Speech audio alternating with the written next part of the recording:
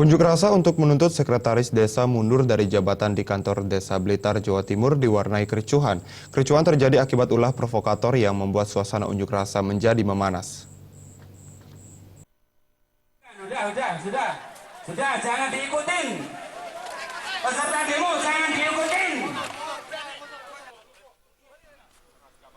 Kericuhan ini terjadi setelah salah satu pengunjuk rasa membuang nasi ke arah polisi yang melakukan aksi pengamanan demo. Kapolres Blitar Kota bersama anggota langsung mengamankan salah satu pengunjuk rasa yang dianggap provokator. Kendati menolak, pengunjuk rasa ini tetap digelandang ke mobil polisi untuk diamankan.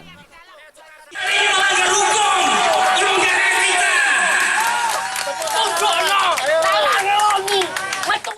Aksi unjuk rasa ini diikuti sekitar 60 warga desa Purwokerto, Kecamatan Serengat, menggelar aksi unjuk rasa di depan kantor desa setempat.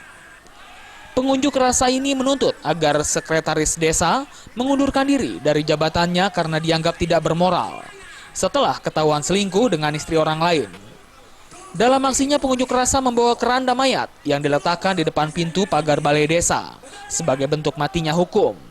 Pasalnya, warga desa Purwokerto dinilai tidak berpihak pada warga karena tidak memberhentikan sekdes. Demo hanya ingin mengundi supaya lengser dari jabatannya, karena secara etika atau moral sebagai pemimpin tidak layak. Itu saja, tidak menginginkan tuntutan yang bagaimana.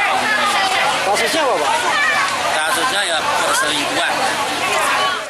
Nah, ini nanti sesuai dengan hasil koordinasi kami dengan para Polres, nanti akan kita undang mereka ini.